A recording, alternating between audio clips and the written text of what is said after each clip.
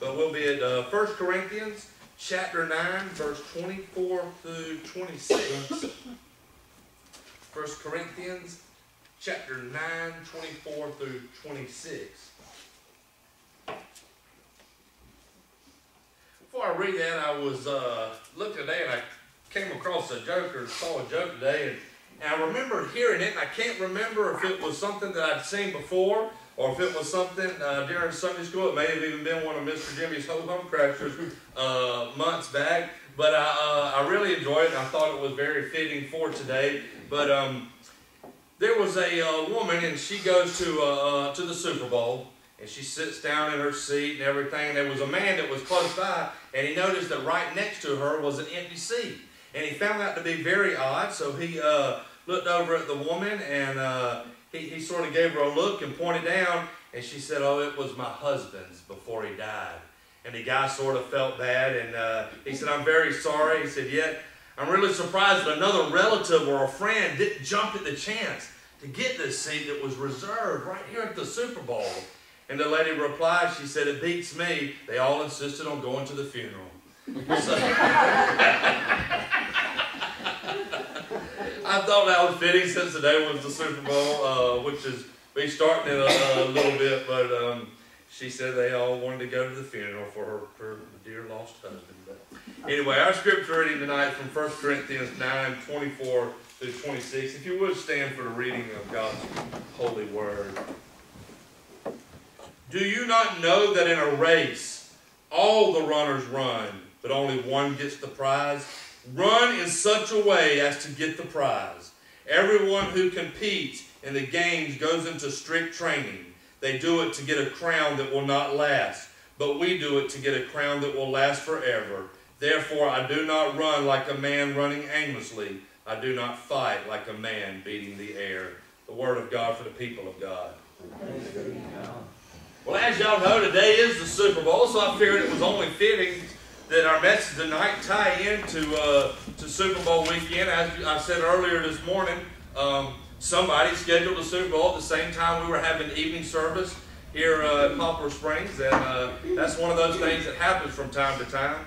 But I don't think that they were going to change it, so that's okay. We'll still have time. With all the pre-game stuff they do, they probably won't kick off for another 15 minutes, so you'll probably be able to see most of the game if you're wanting to. Will anybody watch the Super Bowl tonight? Any of it?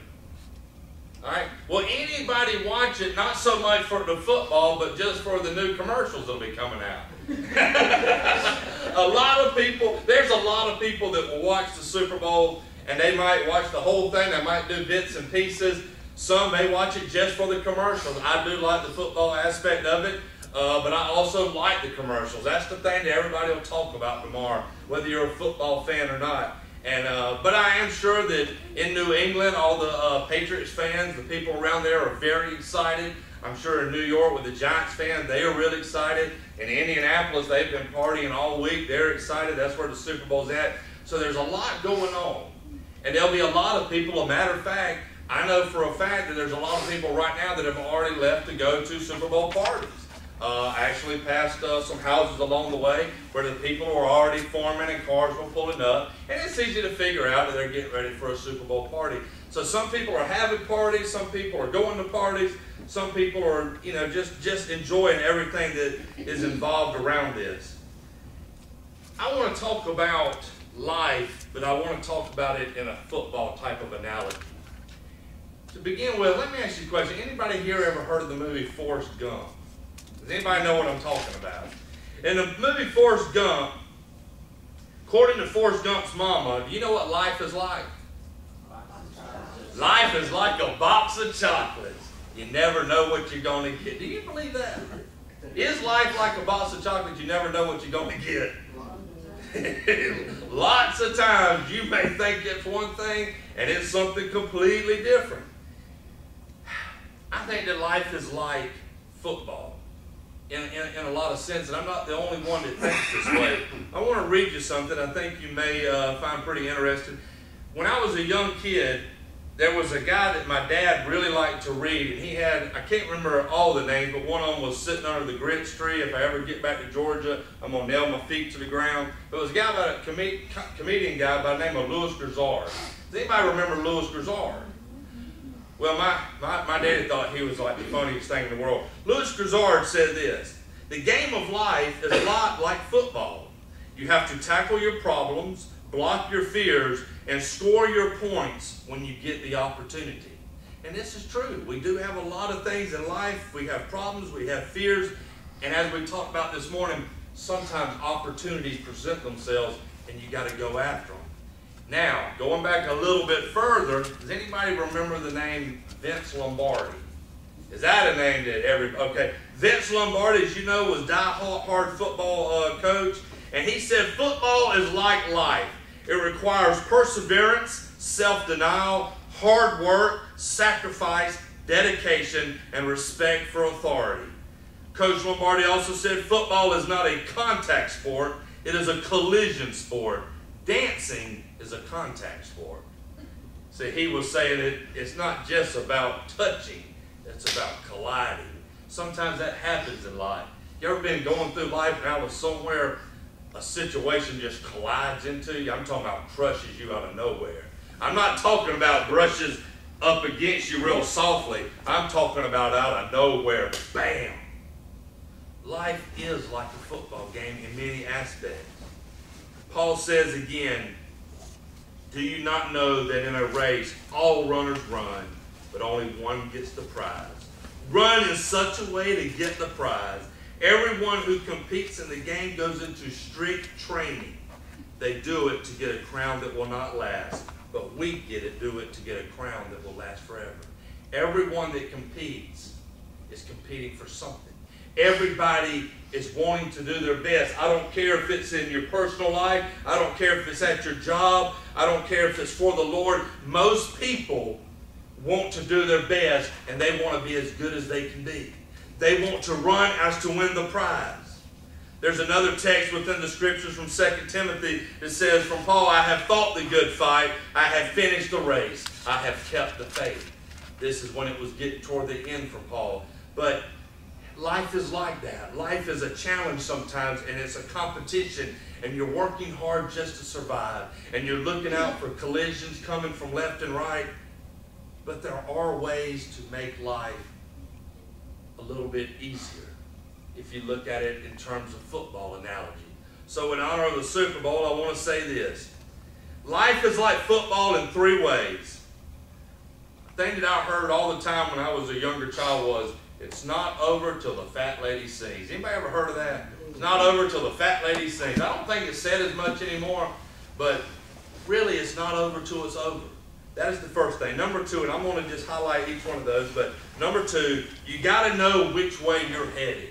I don't know if y'all remember years back, it's a black and white film that I've seen on ESPN Classic, but there was a football player who caught a pass, got hit and spun around, and he got so disoriented, but he didn't fall down, but when he came to, he took off running, and everybody's screaming and hollering, and he thought they were cheering him on, but what they were screaming and hollering to him for is that he was actually running in the wrong direction. He was running to the other end zone. Just the other day on YouTube or on Yahoo Sports, they had a high school basketball player that got a ball on an inbound in the playoff game. His team was up by 1 point, but when he got it and all the excitement, he turned and went to the wrong basketball goal and laid it up in the other team's basket in the final seconds of the game, and the other team won because they actually award points to the other team for it going through. He went the wrong way. We have to realize, number two, which way we're headed. And number three, you have to remember whose team you're on. I remember, and I don't think I'll ever forget it, when Ricky Varnell came and spoke, and he talked about going off and the advice that he got: know where you're from, know who you are, and act like somebody. We have to remember whose team we're on. So the first thing I want to look at tonight is it's not over till it's over. There's been a lot of teams throughout history that have started celebrating before the end, and it cost them the game. we have to realize that as children of God, as Christian people, we cannot start celebrating until the end. We cannot start thinking, well, I've done this for a long time. I've lived a good life. My last years, I'm just going to take it easy and I'm just going to let whatever happens. We have to be steadfast. We have to be strong. We have to realize if we are still walking on the earth, if God still gives us a breath of air, if He still allows our bodies to move forward, we need to be productive. Not just productive in life, but productive for the Lord. Because there are a lot of people that if God returned right now, if Jesus returned right now in all His glory, there would be a lot of people that would go straight to hell. A lot of people. The Bible tells us about it. As a matter of fact, there would be more people that would go to hell than there would be go to heaven. We have to be vigilant. We have to stay strong. And we have to realize that it's not over yet. It's not over. We still have time. We still have opportunities and chances. And we have to seize the moment. Number 2,